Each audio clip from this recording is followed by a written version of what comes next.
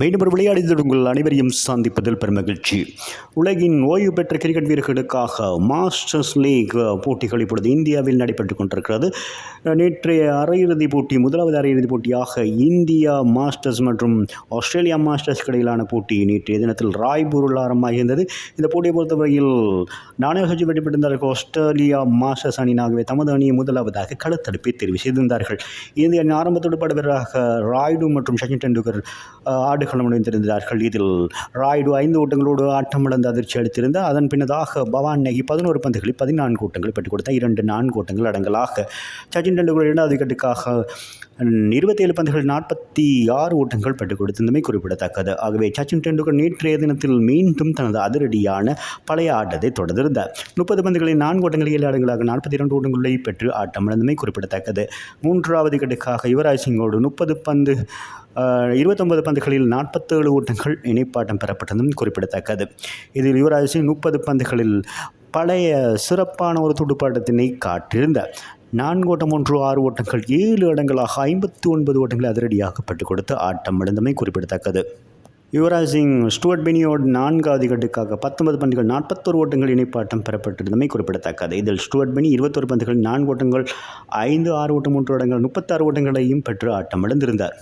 Stuart பினியை பொறுத்தவரையில் யூசப் பதானோடு இணைந்து 22 பந்துகளில் 49 ஓட்டங்கள் 5வது விக்கெட்டுக்காக இணைப்பாட்டம் பெறப்பட்டிருந்தும் குறிப்பிடத்தக்கது. யூசப் பதான் 10 பந்துகளில் 4 ஓட்டம் 1 6 ஓட்டங்கள் 2 அடங்கள் 23 ஓட்டங்களை பெற்றுக் கொடுத்து ஆட்டம் இழந்திருந்தார். இர்ஃபான் பதான் 7 பந்துகள் எதிர்கொண்டு இறுதி நேரத்தில் 4 ஓட்டங்கள் 2 6 ஓட்டம் 3 அடங்களாக 19 ஓட்டங்களை ஆட்டம் இழக்காது பெற்றுக் கொடுத்தோர் வினய்குமார் 1 ஓட்டங்கோடு ஆட்டம் இழக்காதிருந்த வேளையில் நிர்ணயிக்கப்பட்ட 20 ஓவர்களில் 120 ஓட்டங்களை பெற்றுக் கொடுத்திருந்தார்கள் இந்திய மாஸ்டர்ஸ் அணியினர்.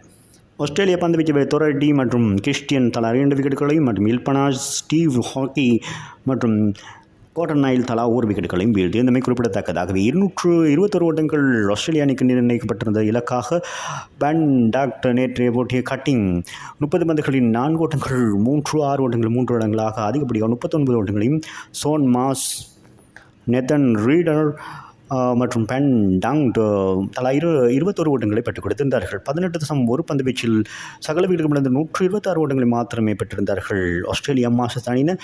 ஆகவே இந்திய மாஸ்டர்ஸ் அணியினர் 94 ஓட்டங்கள் வித்தியாசத்தின் போட்டியில் வெற்றி பெற்று அரையிறுதியிலிருந்து இப்பொழுது முதலாவது அணியாக இறுதிப் போட்டிக்கு தகுதி பெற்றிருக்க குறிப்பிடத்தக்கது. இந்திய பந்து வீச்சாளர் சபாஸ் நதீம் 4 ஓவர்கள் பந்து வீசி 1 ஓட்டமற்ற பந்தோர் 15 ஓட்டங்களுக்கு 4 விக்கெட்டுகளை வீசி சிறப்பாக செயற்பட்டிருந்தார்.